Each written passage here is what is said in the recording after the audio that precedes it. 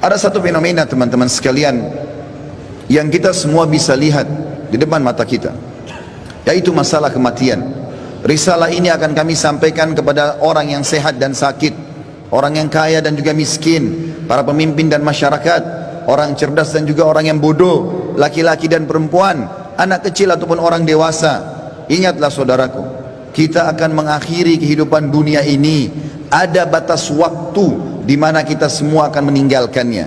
Semua yang kita kumpulkan dari rumah yang mewah, kendaraan yang kita banggakan, pasangan hidup, apa saja dari pakaian, bahkan perlengkapan dan pernak-pernik kehidupan ini, semuanya akan ditinggal. Pasti kita akan meninggalkannya. Nabi SAW bersabda dalam sebuah hadis yang sahih, kalau anak Adam meninggal dunia, akan ikut bersamanya ke kuburan tiga: keluarganya, hartanya, dan amalnya. Serta akan pulang dua, keluarganya akan pulang. Secinta-cintanya seorang istri pada suaminya, pasti dia tidak akan pernah menginap di kuburan itu. Dia akan pulang.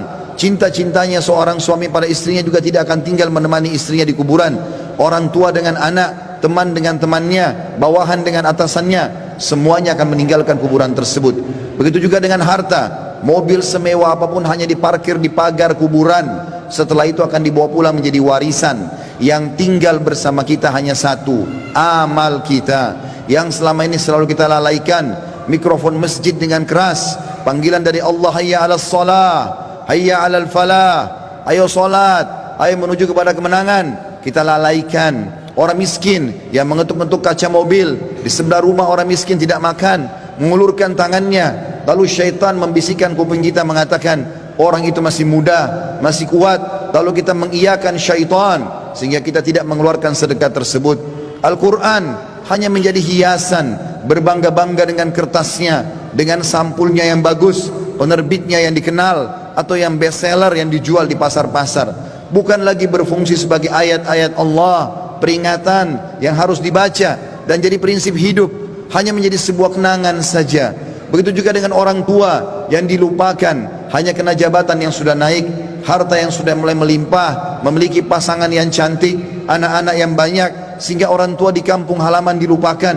Telepon pun hanya setahun sekali. Tidak ada lagi kejar pahala dan surga dari kedua orang tua. Padahal seorang salafus saleh pernah menemukan salah satu orang tuanya meninggal, lalu dia menangis terisak-isak. Kemudian murid-muridnya menanyakan, kenapa anda menangis? Kata dia, sungguh satu pintu surga sudah tertutup untukku, maka tertinggal satu lagi. Dan sekian banyak fenomena dalam kehidupan kita yang kita lalaikan, saudaraku seiman. Dengarkan dan renungi baik-baik bagaimana Allah mengingatkan dalam kitabnya tentang masalah hari pulang ini. Yang pertama disebutkan di dalam Al-Quran surah Al-Baqarah ayat 281. Allah berfirman, dan kekal ditilawakan oleh orang-orang beriman sampai hari kiamat. A'udzu billahi minasyaitonir rajim. Wattaqu yawman turja'una fihi ila Allah, thumma tuwaffa kullu nafsin ma kasabat wa hum la yudhlamun. Takutlah kalian, persiapkanlah diri kalian, fikirkanlah baik-baik, masuk semua dalam makna wattaqu. Hati-hatilah kalian dengan hari di mana kalian akan dikembalikan kepada Allah. Kemudian setiap jiwa akan diberikan balasan dan laporan dari amal-amalnya, baik ataupun buruk, dan mereka tidak akan dizalimi sedikit pun. Kalau hari ini teman-teman kita melihat seseorang kerabat kita, teman sejawat kita, partner bisnis kita dibungkus dengan kain kafan dan meninggal, dan kita mengantar ke kuburan sebagaimana mungkin itu sudah pernah kita lakukan, maka satu waktu nanti kita yang akan diantar. Teman-teman sekalian masih malas sholat, sholatlah teman-teman sebelum anda disolati oleh orang-orang. Banyak orang meninggalkan saf pertama masjid, padahal itu keutamanya sangat besar, tapi dia menunggu dia akan disolati di saf pertama pada saat meninggal dunia. Ini kerugian, penyesalan akan datang terakhir, saudaraku seiman. Dalam ayat lain Allah berfirman dalam surah Al-Baqarah ayat 48, A'udzu billahi minasyaitonir rajim.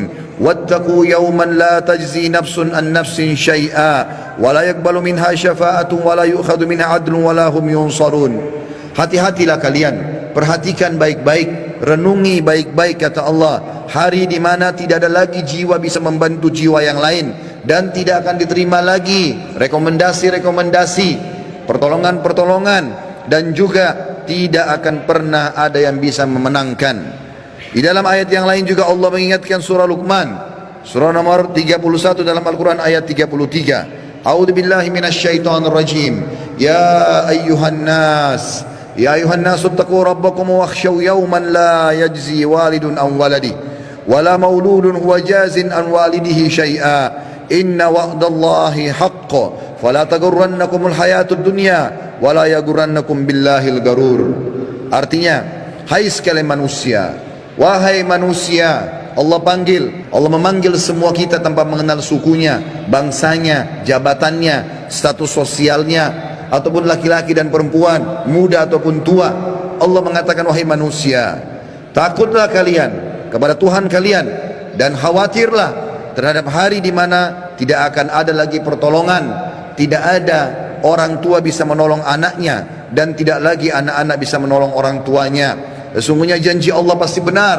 Jangan kehidupan dunia melalaikan kalian, dan jangan sampai kalian terlalaikan. Allah subhanahu wa ta'ala mengingatkan di ayat yang lain, surah Al-Muzammil, surah nomor 39 ayat 17 sampai 19. Allah berfirman, a'udzubillahi minasyaitonir rajim. Fa kaifa tattaquna in kafartum yawma yaj'alul wildanu shiba. Bagaimana kalian bisa memungkiri hari di mana anak kecil pun bisa menjadi tua tiba-tiba? As-sama'u munfatirum bih, pada hari kiamat nanti maka langit-langit pun akan pecah. Kana wa'duhu maf'ula, dan itu janji Allah pasti akan terjadi. Inna hadhihi tadhkirah, ini adalah peringatan yang sangat bermanfaat. Wa man syaa'a ittakhadha ila rabbih sabila, siapa yang berakal maka dia segera mengambil jalan menuju ke Tuhannya. Saudaraku seiman, ada seorang soleh dulu kaya raya di zaman tabi'in di Irak. Dia lagi duduk di kebun kurmanya. Orang ini kebetulan sering ibadah, rajin sekali ibadah. Satu waktu dia pernah lalai beribadah. Ada beberapa waktu dari amal-amal sunnah yang dia tinggalkan, bukan amal wajib. Lalu kemudian di kebun kurmanya dia duduk, dan sering kali dalam beberapa hari di mana dia lalai itu, dia menguruh pegawainya memetik kurma-kurma yang masih segar, ditaruh di depannya, lalu dia menyuruh semuanya bubar untuk dia nikmati sendiri kurma itu. Dan kebunnya ini ditutup dengan pagar yang sangat tinggi, tidak ada yang bisa masuk. Maka pada saat dia lagi duduk menikmati kurma tersebut, tiba-tiba di depannya semak belukar ya bergerak seakan-akan ada orang. Maka dia sambil marah mengatakan, siapa kamu? Begitu beraninya kamu masuk ke dalam kebunku tanpa izin. Maka tiba-tiba keluar dari semak belukar tersebut orang yang dia tidak kenal. Lalu orang itu mengatakan, sesungguhnya aku adalah sosok yang tidak butuh izin untuk datang ke tempat siapapun. Aku sosok yang selalu ditakuti oleh seluruh raja-raja dan orang-orang yang membongkok atau menyombongkan diri. Aku sosok yang selalu kalau datang tidak pernah terlambat dalam menyelesaikan urusanku. Maka tiba-tiba orang soleh dan kaya ini menundukkan matanya yang tadinya melotot karena merasa marah, tiba-tiba dia ketakutan. Lalu dia mengucapkan kalimat, apakah Allah masih memberikan aku kesempatan untuk kembali? Maka dia pun, orang itu pun mengatakan, masih ada beberapa waktu untukmu, maka bertaubatlah. Tiba-tiba orang itu menangis, kemudian dia angkat kepalanya, orang yang tadi menyampaikan berita itu sudah hilang. Teman-teman sekalian, kita tidak butuh menunggu kita sakit masuk ke ruangan ICU baru mati. Kita juga tidak butuh teman-teman sekalian untuk menjadi tua dan ubanan semua rambut kita baru kita meninggal dunia. Kita tidak butuh tiba-tiba teman-teman stroke ataupun tubuh kita melemah atau kulit kita keriput baru kita meninggal dunia. Berapa banyak anak kecil yang masih muda pada saat ajalnya datang semuanya meninggal dunia. Mati fenomena yang tidak bisa kita menghindar darinya. Perhatikan baik-baik, Allah berfirman di dalam surah Al-Imran, surah nomor 3 ayat 185. A'udzubillahi minasyaitonir rajim. Kullu nafsin dha'iqatul maut wa innama tuwaffawna ujurakum yawmal qiyamah wa man zuhziha 'anil nari wa udkhilal jannata faqad faz wa mal hayatud dunya illa mata'ul gurur. Semua yang bernyawa pasti merasakan kematian, dan mati adalah terlepasnya ruh dari jasad seseorang dan pindahnya dia ke alam abadi akhirat sana.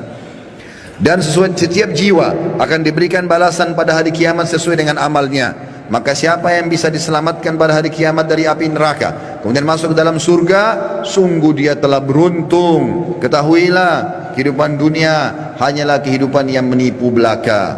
Di dalam ayat lain, Allah mengingatkan juga dalam surah Al-Anbiya, wahai para olahragawan yang merasa badannya berotot, kuat, segar, atau orang-orang yang menjaga kesehatannya dengan vitamin yang mahal, tidak akan bermanfaat pada saat ajal datang. Wahai orang-orang yang merasa hartanya banyak, orang yang selalu memerintahkan banyak pegawainya, sadarlah teman-teman sekalian, bahwasanya itu hanya sebentar. Semua ada pertanggungjawabannya. Allah mengingatkan dalam surah Al-Anbiya, surah nomor 21 ayat 35. A'udzu billahi minasyaitonir rajim. Kullu nafsin dha'iqatul maut wa nabluukum bisyarri wal khairi fitnah wa ilaina turja'un. Semua yang bernyawa pasti akan mati, dan kami menguji kalian dengan kebaikan dan keburukan sebagai fitnah, maka kalian harus tahu kalian akan dikembalikan kepada kami. Maksudnya kata ulama tafsir, kebaikan adalah dengan jabatan, dengan harta, dengan kelebihan paras wajah, fisik, pasangan hidup, keturunan yang banyak. Itu cobaan dari Allah subhanahu wa ta'ala. Bersyukur tidak, digunakan dalam ketaatan kepada Allah atau tidak, dia tunggangi enggak itu untuk panen pahala yang besar pada hari kiamat. Begitu juga kami uji kalian dengan keburukan. Keburukan juga datangnya penyakit, gangguan orang, semua melalui itu. Bersabar tidak, sehingga akhirnya mendapatkan pahala yang maksimal pada hari kiamat.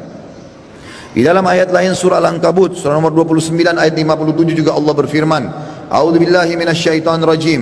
Kullu nafsin dha'iqatul maut, tsumma ilaina turja'un. Semua yang bernyawa pasti akan mati. Sekuat apapun dia, sehebat apapun dia sembunyikan dirinya dalam sebuah bangunan yang besar, pasti dia akan mati dan akan dikembalikan kepada kami. Di dalam ayat lain Allah lebih jelas lagi menekankan masalah itu dalam surah An-Nisa. A'udzu billahi minasyaitonir rajim.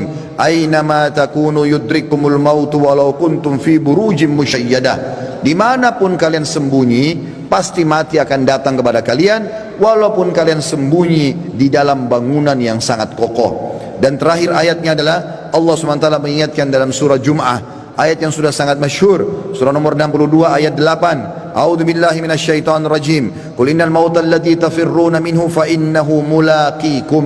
Tsumma turadduna ila alimil ghaibi wasyahadati fayunabbiukum bima kuntum ta'malun. Katakan hai Muhammad, sampaikan kepada semua manusia, terutama umatmu, mati yang selama ini kalian tidak mau kenang, tidak mau ingat, tidak mau punya persiapan, pasti akan mendatangi kalian. Kemudian kalian akan dikembalikan kepada zat yang maha mengetahui yang gaib dan juga yang nyata, dan akan memberitahukan kepada kalian apa yang telah kalian amalkan. Saudaraku seiman, ingat, ruangan ICU di rumah sakit hanya 2 atau 3, dan orang yang sedang berobat di rumah sakit lebih sedikit jumlahnya daripada orang yang berjalan di sebelah rumah sakit. Di pinggir jalan lebih banyak, artinya lebih banyak orang meninggal yang tidak sakit. Hati-hati. Berapa banyak orang yang muda, masih anak-anak sudah dipikul di geranda jenazah. Sadarlah teman-teman sekalian, mati ini kalau selalu dikenang, dia akan jadi pengontrol dalam kehidupan. Maka kita hanya selalu tahu yang kita nikmati yang halal, yang kita kerjakan yang diperintahkan oleh Sang Pencipta Allah, dan semua yang haram, bahkan yang makruh pun akan ditinggalkan. Mati adalah pengawas yang sangat baik. Makanya kata Nabi SAW dalam sebuah hadis, kafa bil mauti dzakira. Cukuplah mati itu akan menjadi peringatan bagi orang-orang. Ini bukan bermaksud menakut-nakuti, tetapi kita harus sadar sebagai seorang muslim, salah satu rukun iman kita iman kepada hari kiamat, rukun iman yang kelima, dan rentetannya adalah mengetahui kematian akan datang, mengetahui adanya alam barzah, dan juga kita tahu akan ada pembangkitan hari kiamat dan ditimbang amal baik dan amal buruk, serta juga akan ada surga dan neraka. Ini penentuan terbaiknya adalah pada saat sekarang kita masih hidup. Jangan terus-menerus lalai. Cukuplah yang telah berlalu. Kata para ulama, kalau yang berlalu adalah kebaikan, bersyukurlah dari amal soleh. Kalau perbuatan buruk, maka bertaubatlah. Kalau seandainya kamu masih hidup hari ini, perbaikilah amalmu hari ini, dan hari esok kau hanya bisa membuat program. Oleh karena itu teman-teman sekalian, hati-hatilah dengan masalah-masalah seperti ini. Sebaiknya setiap muslim harus sadar, memperbanyak mendalamkan ilmu agama dan beramal soleh, serta bertobat dari dosa-dosanya.